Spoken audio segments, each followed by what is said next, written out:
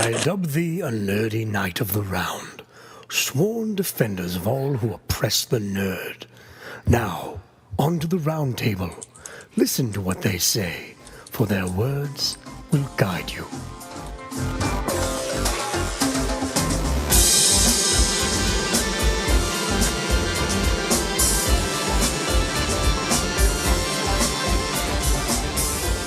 It's another nerdy night as my round table joins me, Ben, the ridiculous Riddick, sitting around the Thanksgiving table ready to chow down a little bit late. I'll be your turkey carver today. Joining me at my round table is my sous chef, Sam Chen. Also known as the Potato Masher. The Potato Masher. Sam, did you know that sous chef and Sam Chen are the same initials? I did. I planned it that way. Did you? Absolutely. You invented the term sous chef. Oh, yeah. And that laugh you hear is a man returning for another feast of fun and thanks, Chris Bunani. Hello. How are you guys doing? I am fantastic. Thank you so much for asking. No Guys, problem. Happy Cyber Monday.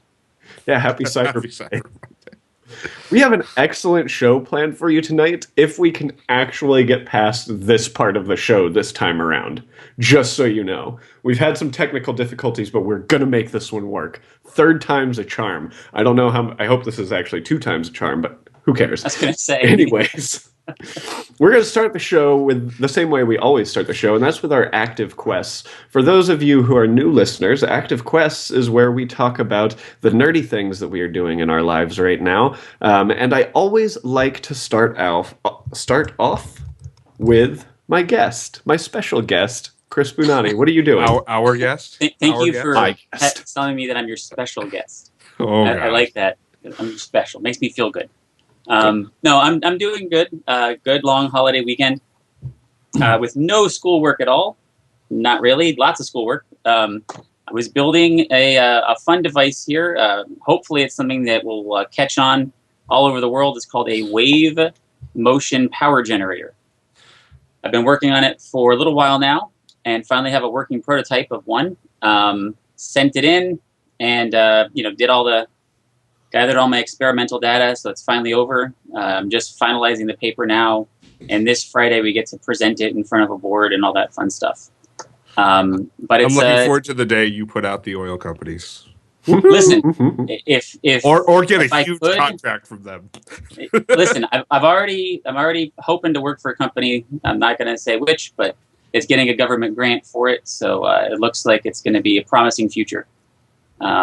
So I'm doing that, and I think Ben has some of the pictures of it if he wants to put them up.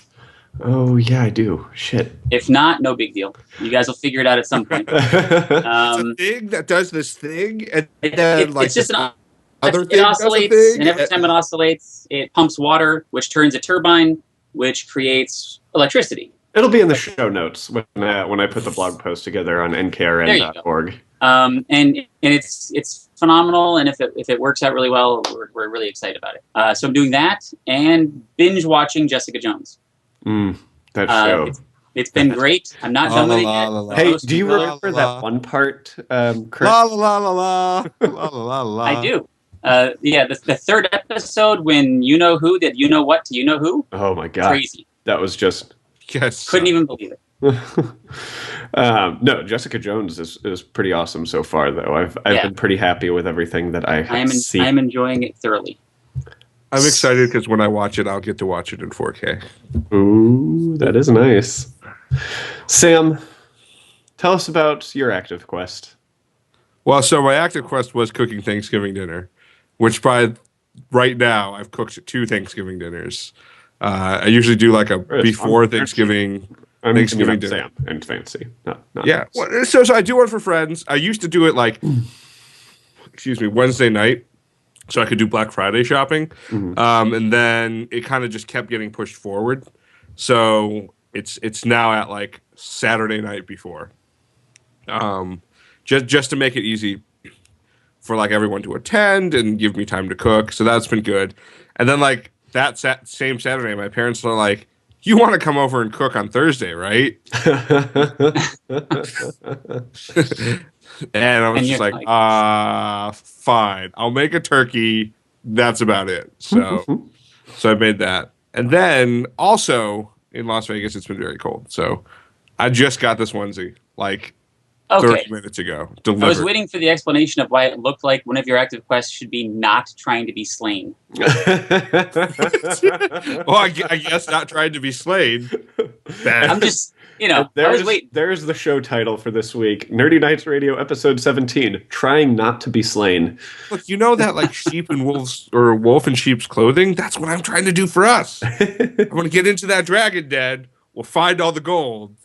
And then we'll just carry it out. We'll just carry it out. Looks like I'm not going to say anything. I'm going to move it on. Turn it to the side. Let me see the side profile. Let's see. Side. Okay. That looks a little more dragon-like on the side. There you go. Yeah. So, do you have anything you want to add, Sam? To the chat, there is no more food. No more food. All of it's gone. But more importantly, Ben, what have you been up to? Oh, thank you so much for asking, Sam. I've actually been up to trying to soak in how I am going to do content for PlayStation Experience, and I've kind of decided I'm going to bring my iPad. And I'm going to write out a few reactionary pieces and record a bunch of stuff while I'm there, as well as try to see if I can get some fun little interviews with people that I see just wandering around the show floor.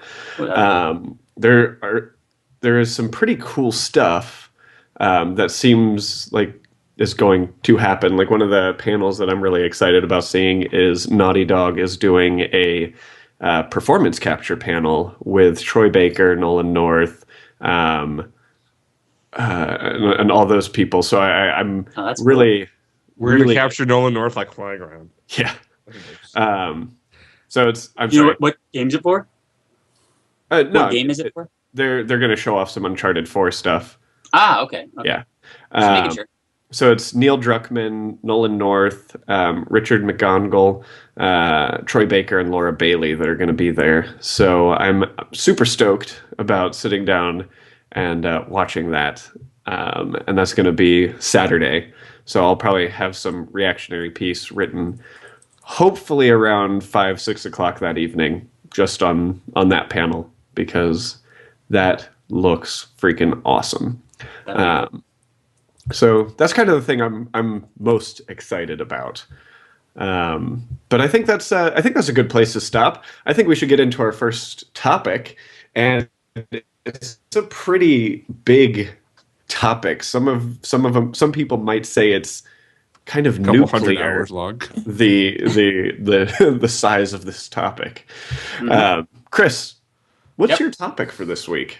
So my topic, it's a small topic. You actually, it's a dangerous topic. The way you have to look at it is you have to hold your thumb up in front of the topic, and if you can see it around your thumb, if you just look at it through one eye, you're too close and you're probably going to die. That would be Fallout 4. By the way, that is what the Pit Boy is doing, by the way. He's not giving you a thumbs up. He's sighting for the nuclear blast, and if you can see the mushroom cloud over your thumb, you're dead. If you can't see it, you're at a safe distance. Nice. Interesting. That's a little tidbit, little Easter egg. When you see it, it's already too late, so why even check? It's okay, I'm in a vault. Yeah. Hopefully you're going down to a vault. Well, I think me and Aiden in the chat, we learn something new every week. That was me acknowledging that there's someone in the chat. I said hi. So, I mean, Fallout 4. I assume all three of us have been playing Fallout 4, right? Yep. How many? I haven't been playing anything else, but I haven't been playing it as much as I want to. Okay. Chris, how many hours have you put into Fallout 4? A couple. I'm just going to go with a couple. Let's put it this way. Chris is I've been doing schoolwork, so 50? Yeah, exactly. Because I've been doing schoolwork, I maybe have 20 to 30 hours in the last week and a half. No, honestly, it's been fun. It's been one of those, I'll go in. Chris, I feel like you've got to have more than that, because I feel like I'll go in at midnight, and then it's 3:30 in the morning, and I'm like, oh, I need to go to bed, and then it's 4:30 in the morning, and then I'm going to bed. Yeah. I'm just going to go back to my settlement, and then I get there, and I'm like, oh, I could build a walkway over here, and then I'm building a walkway. And then the next thing you know, I've built a double 2-layered fortification wall turret thing. It's fun. Did you see the guy who recreated the oh my gosh, what's the structure in The Martian called that he stays at? Oh yeah, the hab. The hab. That's right. I kept wanting to say the Mav, but that's the thing that gets him back to space. Did you see them recreate that whole thing? That was pretty. He did. Yeah, he did the airlocks and everything. Yep. Listen, there's the potential there is amazing. Yeah. I think that there's definitely a big variance in it between the console and the PC right now, and it's the PC players are able to console mod. They're able to use like console commands to overcome the limitations that are placed on you by the game. Mm-hmm. So it lets them do crazier stuff with their settlements if that's what they want to do. And that's one of the biggest mods right now that's coming out. Obviously, there's a couple mods here and there that have creeped up to change some colors around and make it more vibrant. But the biggest ones have been for doing your settlements. Uh-huh. And I can't wait for them to come out on the PS4 and the Xbox One. Agreed. Which will be soon. And when that does, I'll be happy. Until then, though, I'm having a lot of fun without a single mod, which is nice. I'm only level 46, guys. I haven't played that much. Oh my god. Yeah, I'm nowhere near that. So, Sam, we're gonna digress real quickly. Skate has a very important question for you. Where do you get a dragon suit? Oh, Amazon.com, baby. Amazon.com. I should put that through our affiliate link in the blog post this week. Oh, sure. I'll link you to it. So here, I'm going to make an unpopular opinion here, but I want you to let me get the entire opinion out before you get angry with me. Okay? So I'm playing Fallout, and I enjoy it. It's more Fallout, and I love Fallout. I've been playing... I have played every single Fallout game since Fallout. But something that I really have to say, looking at the game, it's not that good. Like, it's an engine behind pretty much everything else. It's kind of a game that feels like it's completely made in a vacuum. And I'm sure it actually is. Like, Bethesda's been working on this game, and the developers have probably not really gone out and seen the rest of the world and other games at all. So they locked him in a vault. Yeah, I like it was made in a vault. Yeah. And I mean, The Witcher is actually kind of what brings me to this. It's not like a game of this scope can't be amazing and beautiful. Yep. But Fallout is not. Can I agree with you? And then, so here's. I actually had that exact discussion with one of my best friends yesterday. Actually, after we had talked about the topics and everything last night, we were talking about he's looking to pick up a game, and what does he want to talk about? And right there, Witcher versus Fallout.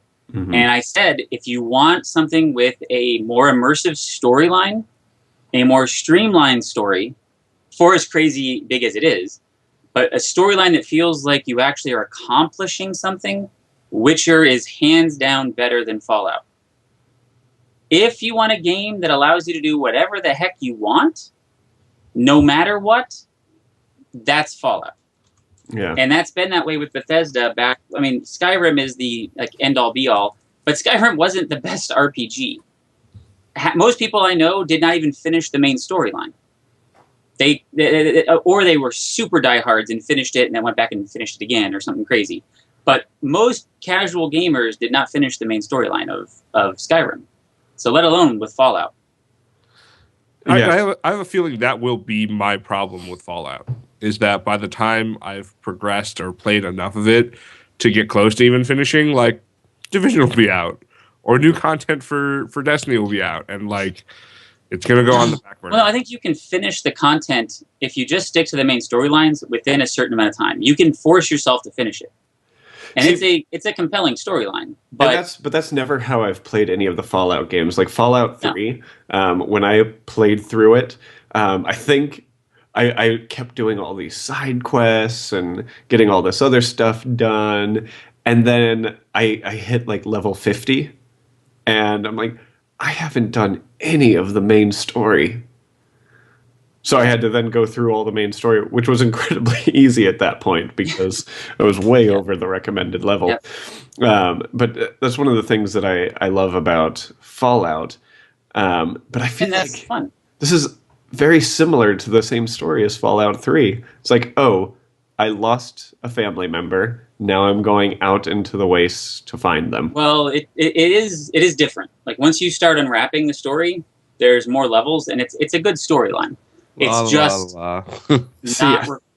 Saying it's a good storyline is not going to spoil anything. So I'm not going to do no spoilers. This is spoiler-free content. So when you get to the building that looks, honestly, comparing it to like the previous games, they all still have a similar feeling. Like when you were running around DC, when you're running around Vegas, when you're running around all those areas, that's it's very wastelandy. This one feels a little brighter because the sky's actually blue at different times, which is nice.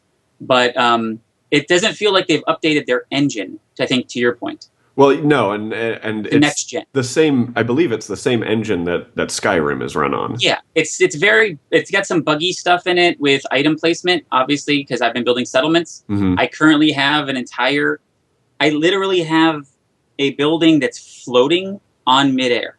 Yeah. And I built it, and it's fine. It's solid, but it floats, which is cool looking, but not designed to do that. Yeah. I will say, like, that's one thing that's kind of bothered. So I haven't played any of the Fallout games until now, except for a little bit of 3, like a very small bit of 3. But like all of the hate that we got for like Unity, I'm just like, this game isn't perfect either. It's probably broken in very similar ways. Now the gameplay is different, and the gameplay and the story is good. Yeah. But there's still some like little buggy things that like.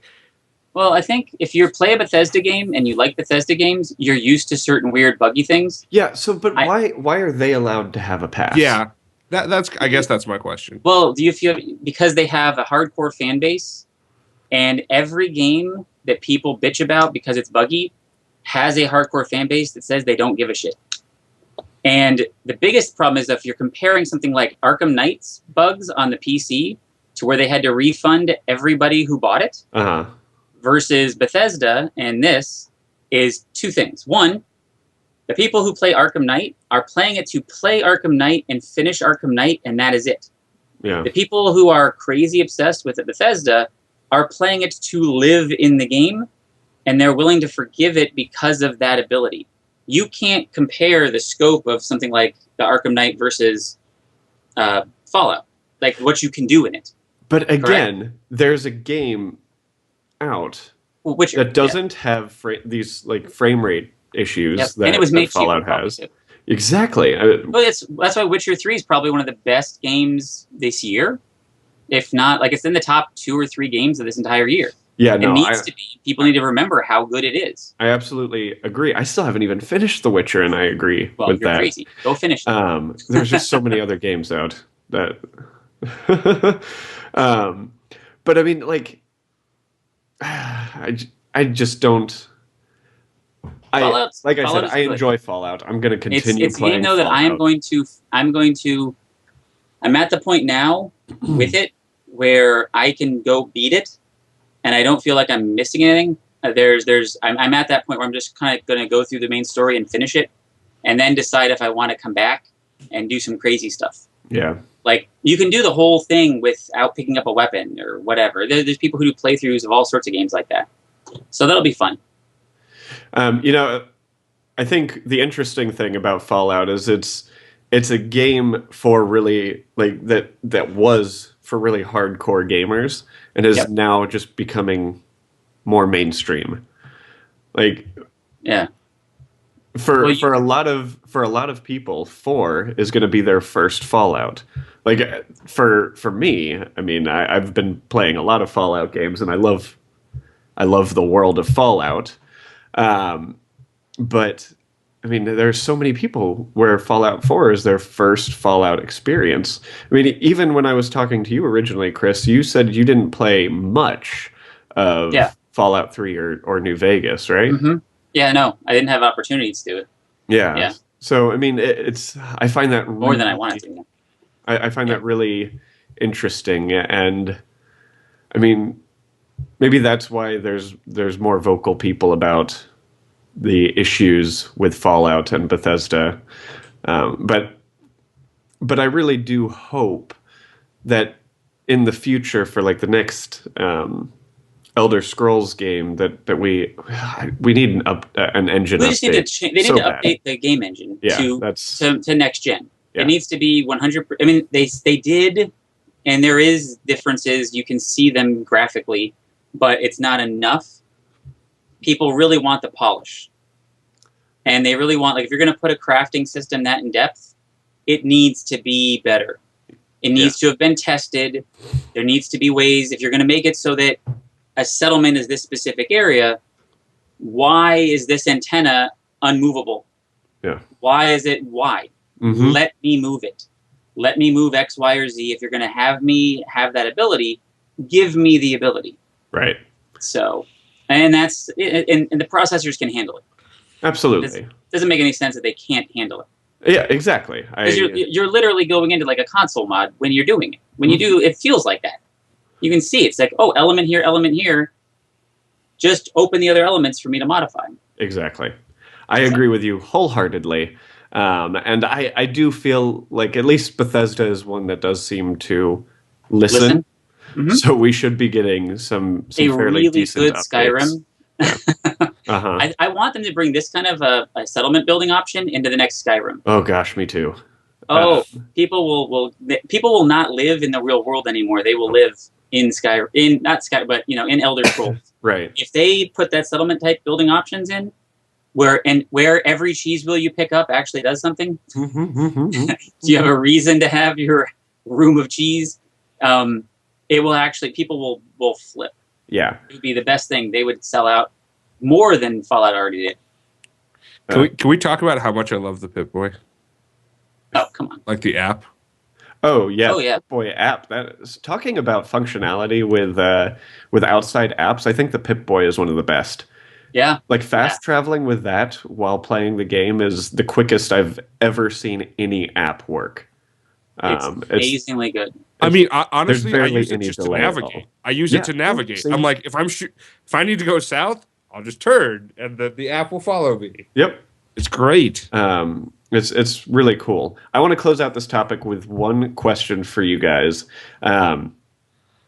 So as far as Fallout goes, Boston, DC, or Vegas? Sam. I've only played one. Boston. Oh. I mean, Chris, you've at least played the others, right? Yeah, okay. I've played them all. It's between Vegas and Boston. Really? I think. Yeah. I know DC was okay. I liked it. Capital Wasteland was my favorite. Well, that's you. I like Boston so far. It's been really nice. Yeah, I have been a fan of Boston. I agree. It seems very awesome. Vertical. Like there's a lot of going up and down in Boston, as opposed to like Capital Wasteland, where it was open and sprawled. Well, that's the next gen that they did. Is they put in that vertical. That's a huge difference. Having to worry about people sniping you from up above has been fun. Yeah, absolutely. So like even at the level that I'm at, every once in a while something comes out and like I'm like, holy crap, where did that come from? Yeah. So yeah, I've got some epic me dying from random crap, which is pretty fun. No, I've enjoyed it. Some raider grabbing a mini nuke and then jumping off of a building and falling down to kill me. My favorite is shooting a mini nuke and having my companion walk right in front of me as I shoot it. That's fantastic. I was doing a quest where I was escorting somebody, and then we got attacked, and the guy was like behind me, and so I pulled up VATS, sniped at the guy, and literally as you're already in the motion, as the snipe goes, the guy's running, and his head just goes right in front of my barrel. Boom! Right as it fires, dead. I'm like, well, there you go then. Reset. Because he did not get up. That was fun. That's pretty awesome. All right, let's move on to our next topic, and our next topic is brought to you by Sam Chen. Woohoo! The letter S. The letter S. So, So my topic tonight is someone calling me, apparently. jeez. Unprofessional. Let me mute Don't my they phone know I'm on a show right now? Don't they know I'm on a show right now? Yeah, so it's the new Xbox One experience, which for those of you who have no idea what the hell that means, it's basically Microsoft's branding of basically Windows 10 on Xbox or Xbox running through a Windows 10 kind of OS, so to speak. And I think it's really cool to me for a couple of reasons. One, it's this entire idea that Windows 10 is giving you like this entire continuum throughout a lot of its different products, right? Mm-hmm. So you've got the on PlayStation you had Remote Play on your Vita. Now you have Xbox's version of Remote Play on any Windows 10 computer, basically. Yeah. That's pretty cool. They say it's a lot faster. I haven't really gotten a chance to play with it. I believe that it is, and it makes sense. I think the entire continuum is why we have backwards compatibility, if I'm correct. Which is another really cool kind of like just side benefit of bringing everything together. And I think the thing is like Sony's never really going to have that. No, not because they're only not going to have that because of PlayStation Now. I feel like if they had not done PlayStation Now the way they did it, that kind of stuff would come to them. And I have to say, so I've played with Windows 10 on the Xbox. I don't have a Windows computer, so I haven't had a chance to like actually try out the whole streaming to the PC thing. But the UI is just, I feel like it's a lot sleeker, and it's a lot easier for me to find the things that I use the most often. Right.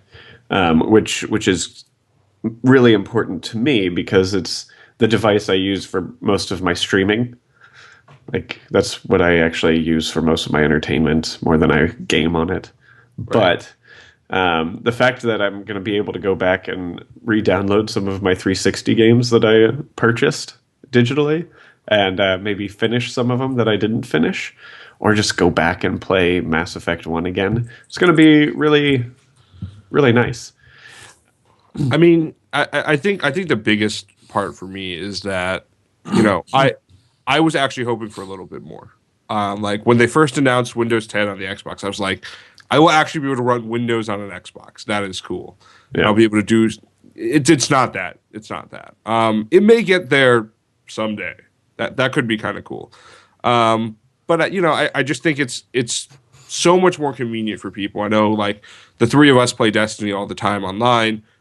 How convenient would it have been to like literally play and have the keyboard right there if you needed to chat or you needed to LFG, any of those things. I think it's a big win for any gamers who have a computer, which is like all gamers. Even if you're a console gamer, you probably have a computer somewhere. Yeah.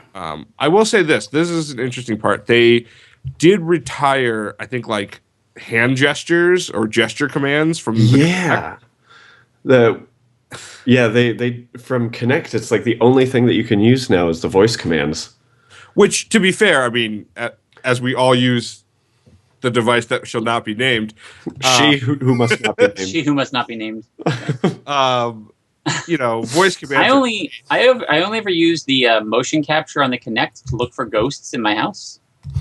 That was it. You ever seen that? Yeah. Thing? The green dots everywhere, and you can look for ghosts. I'm actually kind of curious. Skate in the chat, he says Windows 10 is a scam. I'm curious as to why he says that. So because it finds all illegally downloaded anything and reports it back to Microsoft and then cancels it all off. Oh, that's bullshit. Oh, I haven't had to do that with all of the illegal stuff I run on it. It does. If it's anything Windows based.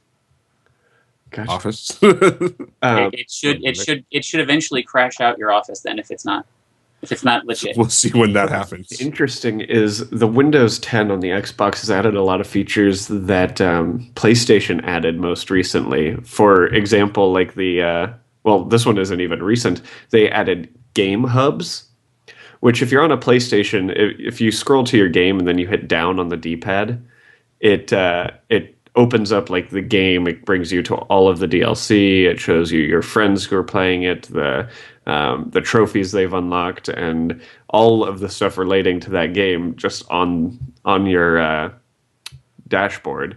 And you mean a completely no-brainer feature that every console should have for its games? And just now Xbox added that with the update.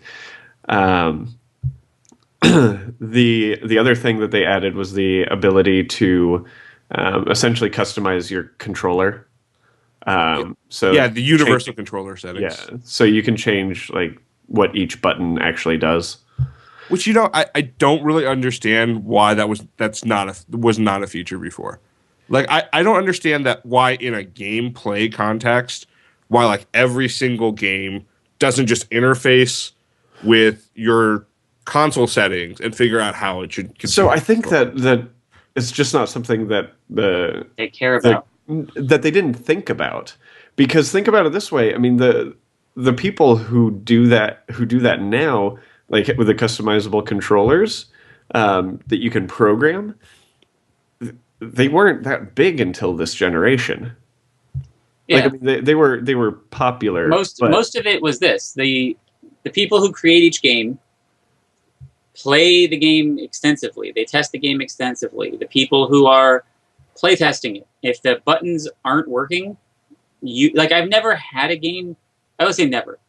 Maybe 1%, 2% of the games I've ever played have I had the controls where I'm like, what idiot built this control setup? This is the worst thing I've ever had. Even Arkham Knight, with its crazy, really bad controls for the car, once you used it, it got intuitive. Bad. Yeah. They were bad. Yeah. They were, but they became intuitive as you played. So, just saying, that's probably why. No, absolutely, but it's. But now, I don't get it. Yeah. I'm going to say this: as an inverted player, there should be a feature that has universal inversion. What do you mean universal inversion? Like y-axis inversion? Like I have to go into every game and tell it to invert my y-axis. No, so Xbox has you can go into the settings and you can set your defaults. Well, finally. Probably do that. To be honest, I probably have set it in the Xbox and while I with it.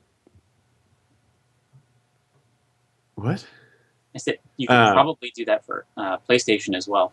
I haven't seen it. I'll poke around. No. So it's on the 360 and on the Xbox One. I forget what update it came out on, but it came out before I got rid of my 360, which was like 6 years ago, where you could set your default things. So if you usually play inverted, you can set that. Like for me, my big one was I always play on like the 90 to 95% sensitivity, because I just like being able to look around fast, and I could set that.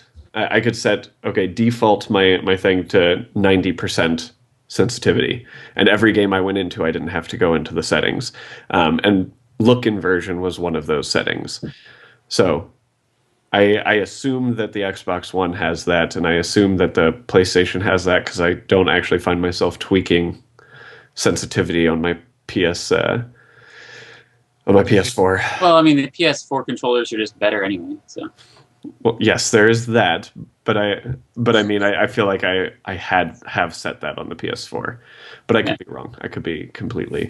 Look, we played Destiny. We just said it once, and it lasted for a year and a half. Yeah. That's true. That is true. I haven't played Destiny in weeks. Anyways, Fallout is taking a lot of people away. So, I mean, what kind of features are you hoping to see from this in the future, Sam? I mean, I think I want to see stuff go the other direction. You know, I want to be able to use my TV or my console plugged into my TV to do stuff that I would be doing on a computer. I think that'd be a cool feature. I mean, I think that's a simple feature, whether it's something as simple as like screencasting, or whether it's something like, you know, pumping music to a home theater device. Yeah, because, you know, setting another monitor on your computer and plugging it into the TV would just be too difficult. Well, but I'm thinking about it from like a location standpoint. Like, let's say your TV is not next to your computer. Like being, you know, the same way like Apple TV has AirPlay mirroring. That's true. You know, I'm thinking about just convenience features like that where I can go do other things. I can have my Surface on, you know, and I don't need like a 10-foot cable running to my TV. I think there's some cool things there. I think, you know, the chat brought up a little bit about, you know, wouldn't it be cool if you had the bidirectional on gaming? So now you could, you know, take a game, use your computer to process it, have it on the monitor, but maybe not have it, you know, maybe do it remotely once again. That way you could, you know, keep that experience the same, because you've got people with big gaming rigs who won't necessarily just put it next to their computer, because the resolution on a monitor or on a TV is not the same as on a computer. So I don't know. I think those are some of the features that I would like. The more continuity amongst everything, I think it would be good. I mean, yeah, I want more features all the time. I think for me, I would just, I don't know. I'm happy with it. I don't use the Xbox as much as I use my PS4. So I would more like to see some of these features move to the PS4, like the PC streaming thing, which, I mean, Sony has mentioned in tweets that it's something they've looked into. So, yeah, I mean, no, I think it's a move in the right direction. And then if you look at the overall landscape, like this is, I think that maybe it's not swinging back in a large sense, but I think a lot of the absolutely.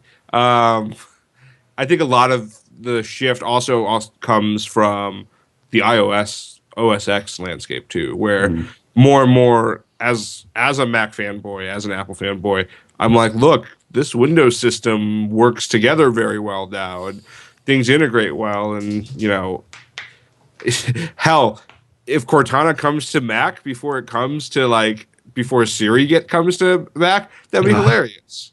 Because I mean, and I say that because Cortana's come to OS X, or sorry, iOS. Right. But you know, like I think that's the bigger picture for Windows. I think, and that's why I play Wii U. Yeah, exactly. So no one. Yeah.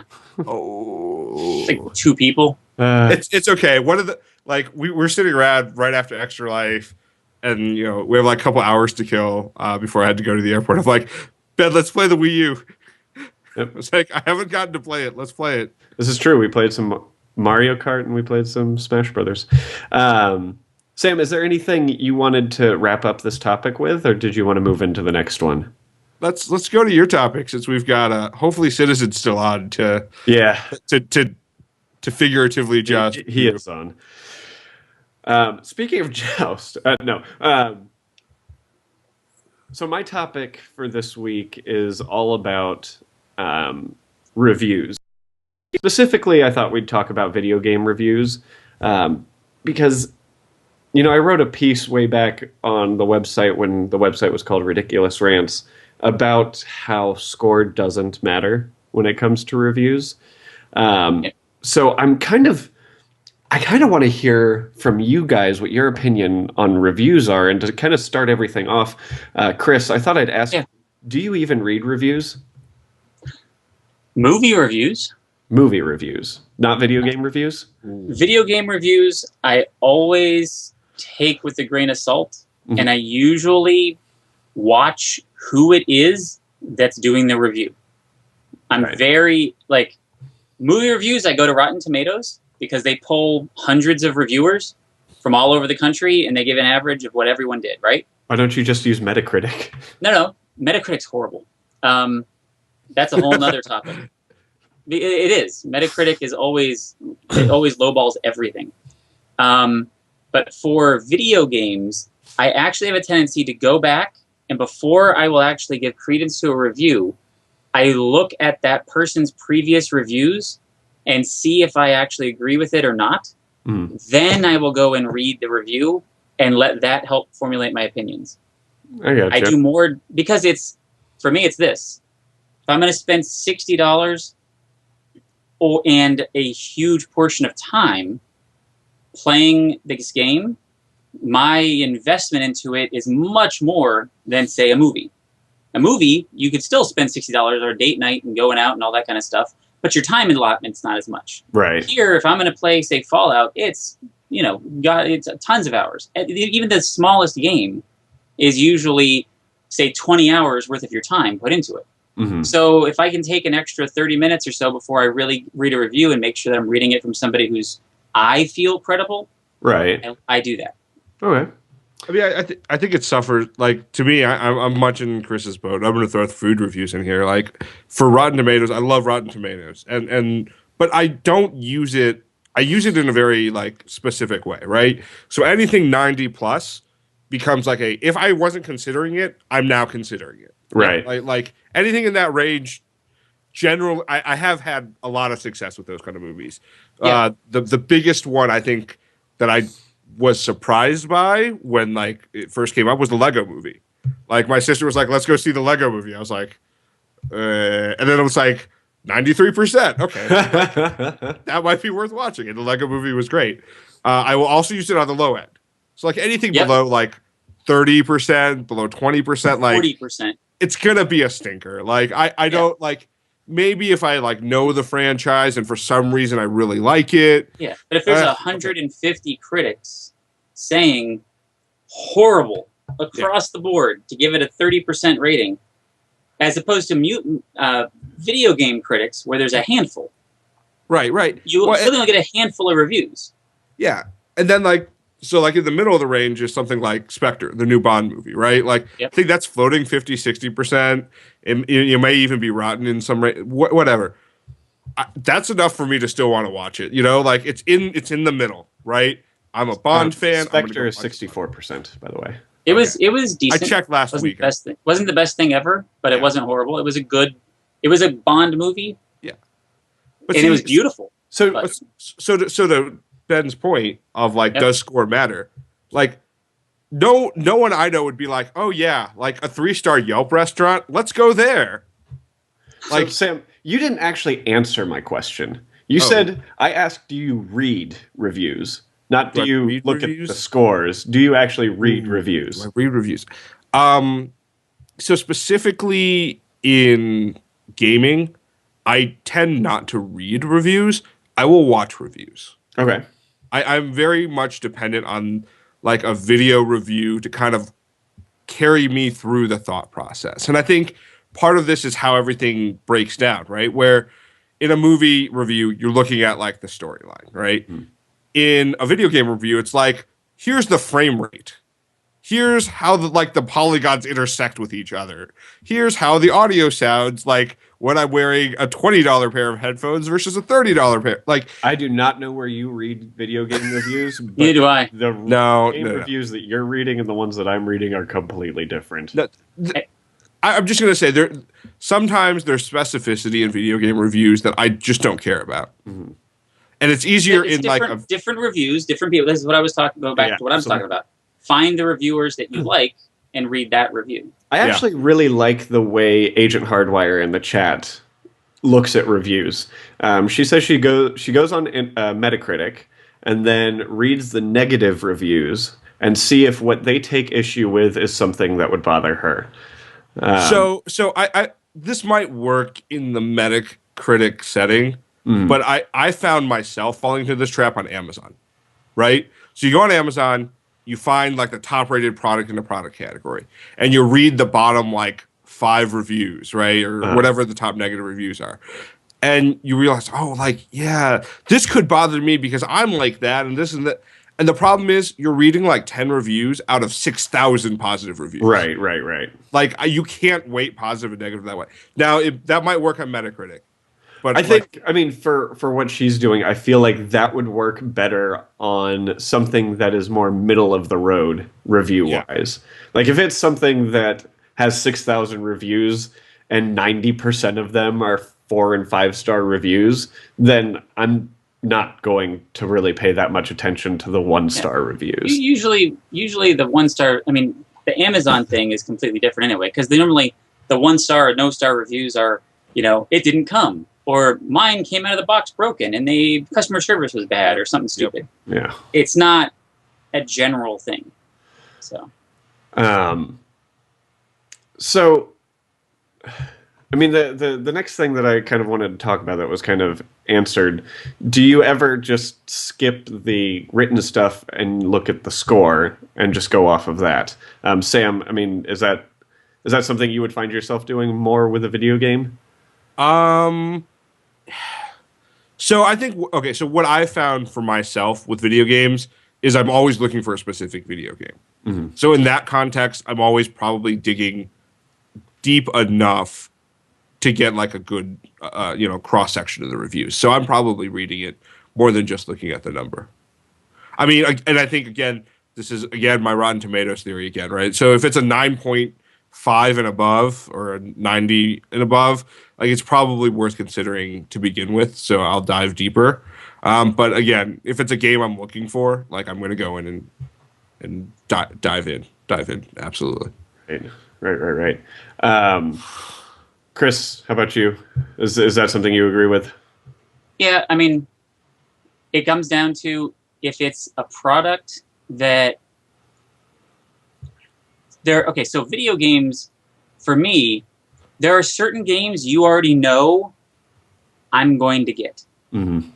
Whether or not the reviews are bad, you're either invested in the title, you're not invested in the title. So there's certain games that you're like, this is great. There's games that came out that I'm like, there's no way in the heck I'm touching it. Like the last Assassin's Creed. Unity burnt me so badly that I refuse. I just flat out, I don't care. You could tell me it's the best game you've ever played. Will not be happening. Which is a shame because there's been a lot of good things said reviews, about don't care. Syndicate. They burnt so bad, they will not get my business back because of that. I don't know. Okay, so I have a question, and this I'll throw it towards Ben just because this is his topic. Mm-hmm. Where do user reviews fall into this? If you talk about Metacritic, you got both, right? You got the critic reviews, you got the user reviews. So I tend to be like Chris. I look for reviews by specific people. So like there are certain reviewers on various different review websites that I know have the same taste in video games as me. So those are typically the reviews that I look for. And sometimes those people might not write the review on said site, but they'll write the review on their review on Metacritic as a user. So I do tend to look at both, but I don't tend to read regular Joe Schmo's review. I might look at the overall user score. And if there's a huge difference, like a huge gap, then I'll look at each side, but typically there's not a huge gap. Yep. Well, and part of the reason I'm asking is so okay. Citizen in the chat and I talk about this at work a lot about your love of Battlefront, which I really don't have a real belief in, but going on Metacritic right now, like the meta score is 71, but the user score is 3.6. Is what? 3.6. So there's a pretty significant gap in that quality, and I think there's no negative critical reviews. It's 4 positive, 8 mixed. But the user reviews are 46 positive, 38 mixed, and 214 negative. Yep. So, yeah. What do you, what is that? Does that not mean, I mean, I know your opinion of the game, and I think the, if you like Star Wars part is valid, but I guess, well, what do you think about? Maybe it's not valid. No. Chris. No, I would say I love Star Wars. I think you guys know that. I'm actually literally there. We were making costumes today for the launch party, so I'm pretty obsessed with Star Wars, and still won't go. I'm not playing the new game. So here's here's my thing. I absolutely 100% see where all of the naysayers on Battlefront are. Um, it's a very simple game, and it's all multiplayer. There's no story in it, and it's Battlefield reskinned with Star Wars. I get that, but one of the things that plays into Star Wars Battlefront with me so much is the nostalgia of playing Battlefront. It was the very first video game that I played with my actual friends online. Not like MechWarrior or Rainbow Six or any of those games where I played them online, but I didn't know the people I was playing with. Battlefront was the first game that I played with my actual friends, and I love Star Wars. Star Wars is something that I wanted more Star Wars, and Star Wars Battlefront came out and gave me more Star Wars, and it is a fun game. I enjoy playing it. Recruit in the chat and I went through and played God knows how much of it over the course of a week, to the point where he got the platinum trophy in it. I'm just a couple trophies away from it. And I mean, it's a fun game. But it's not going to be for everyone. Are you playing it on your own, or are you playing it with other people? I mean, I played with Recruit a lot. So you're playing it mostly with somebody that you know? No, not necessarily, because I would just get home from work and sit down and play the game, regardless of if people were on. I would then, tweet at Recruit and say, "Hey, I'm playing now. If you're going to get on at any point, let me know." But it was a game that I felt perfectly fine playing on my own. It was, again, I enjoy it. I think it is aesthetically very beautiful. Yeah, it looks pretty. And I just want you to know, Sam Lee just looked at the computer screen, saw you, and looked at me like, the fuck is he wearing? Hi, Lee. Someone talk. I finished yesterday. That's not supposed to be on air, Ben. What'd you say? I finished yesterday. And now the show is derailed. I mean, it's something I enjoy, and it's not anything that people are going to be able to take away my enjoyment from. Yeah. No matter it's a fun game, but it's not a highly rated game. What would you rate it? I would personally rate it like a critically. Critically, no, be critical. I would probably rate it. Am I rating it on a scale of 1 to 100 or 1 to 10? Okay, I would probably rate it a 7, maybe a 6. So there you go, and that's about where. And that's it right there. To me, it's a game I'm going to rent and play for 10 hours on a big weekend or something like that, maybe 15, and then I will have had my experience with it, and then I'll be done. It's not worth the money for me because I don't think I'll be the type of person to replay it a bunch. And I think that but going back to our point, which was, do you read reviews? Not a review of Battlefront. It's the reviews on that, when you read through them, are what dissuaded me from buying it. So I actually did read it, and I read some of the reviewers that I trust, and they said exactly how I feel about it, which is what everyone else pretty much has said. Yeah. And I mean, here's the thing. We bought the game, and I'm fully... I bought the season pass about a week. I bought the season pass like 2 days ago. Because I know I'm going to continue playing that content. Oh, there you go.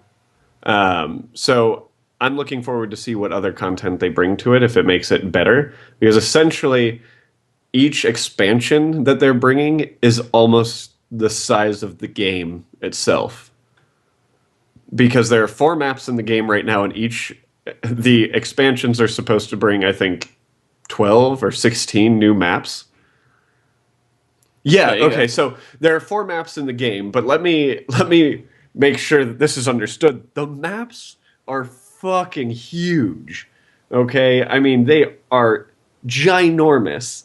So when you're playing like the big Walker Assault games, you're playing on 4 different maps. But when you're playing the smaller game types, it takes small cross sections of those maps. So it doesn't. When you're playing the smaller game modes, it doesn't feel like it's only 4 maps. I mean, Recruit and I kept talking about that while we were playing, where it's just like, I can't believe this game is only 4 maps. It feels like so much more. So I mean, it's not fair to say the game only has 4 maps, but it does only have 4 maps.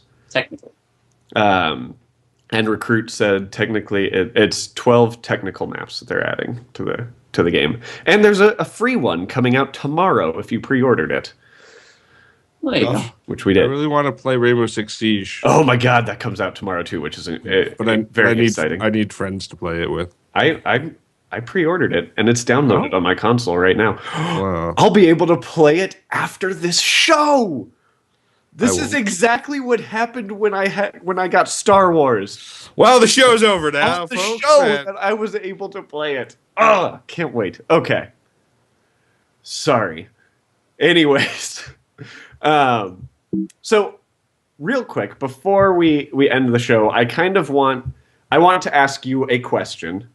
This is going to be our last question of the topic for tonight's show, and that question is: are there games out there that have been reviewed so highly and are so critically acclaimed that you do not like?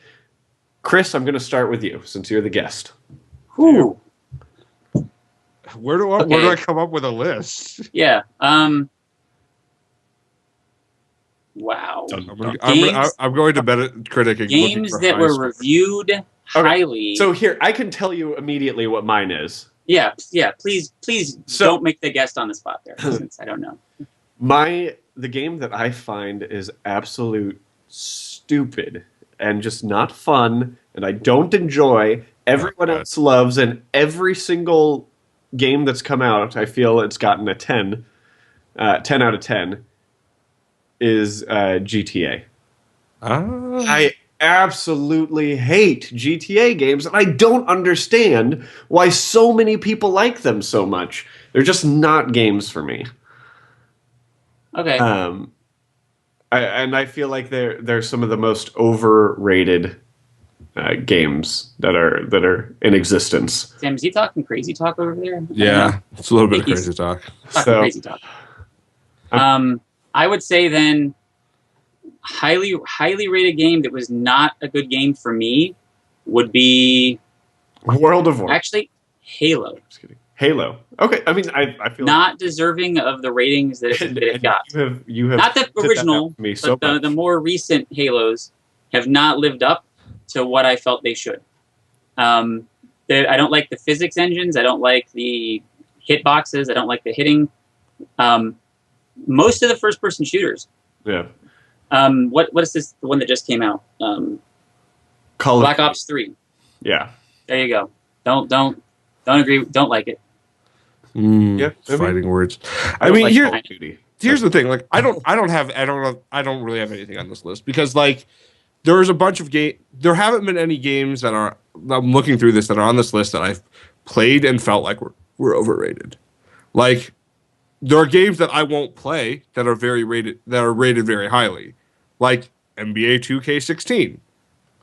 Well, okay. I mean, no, but even other like Super Mario Maker, I don't have it.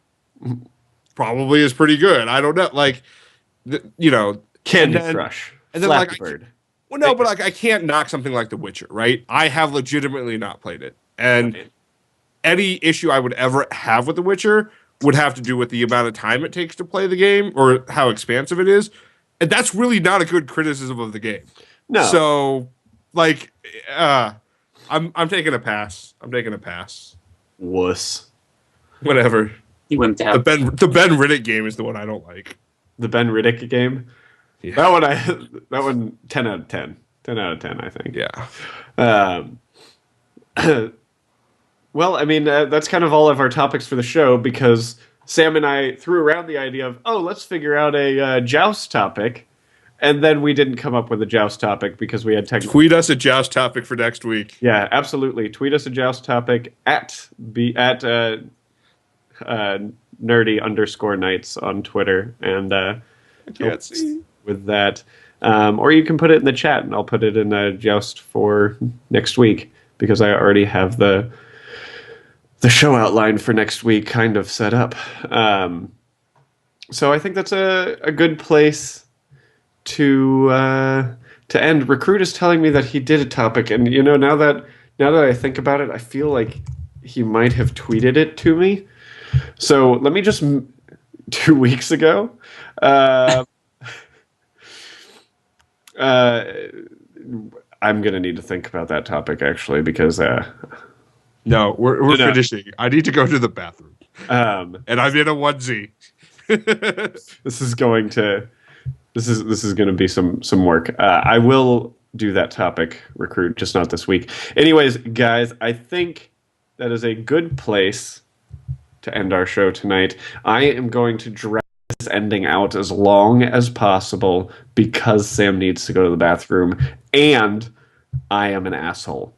Peace out, folks. Thank you so much for joining us. Remember, you can find us all over the internet. Chris here can be found on Twitter at @CBunani. If you're in the chat, you can kind of see that. You can find Sam translation pretty much everywhere on the internet as DJ Fluffkins. No, really, everywhere, including djfluffkins.com, where you cannot buy that onesie. And you can always follow me on Twitter at @BeRidiculous. Make sure to catch me every Monday on this show at 7:30. Still haven't taken it out of the show notes, have you? Shut up. I did that perfectly. Remember, Nerdy Nights is live on Twitch every Monday evening at 7:30, and you can be a part of the show by participating in the chat. You can find the show in split videos on YouTube at Nerdy Nights, at NKR Productions, and on iTunes. After this stream, you'll be able to go to the twitch.tv/nerdy_nights and watch the control room guy, Mike. He's going to be streaming some Metal Gear. I'm sorry. He is streaming it on YouTube because he likes to be difficult. But it's youtube.com/C/NKR Productions. Yeah, you can follow everything Nerdy Nights related at nerdy_nights on Twitter and over at our website, www.nkrn.org. Thanks again, everyone. It has been an excellent night, and I officially dubbed the Nerdy Nights of the round. Go out and defend the realm of the Nerdy Nights, and until next week, remember, it's dangerous to go alone. God.